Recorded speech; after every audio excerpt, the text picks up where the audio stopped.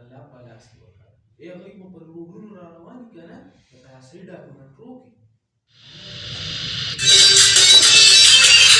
صدیق احسانونو بدله نشته الفاظ به د هغه ښکلي جانان دي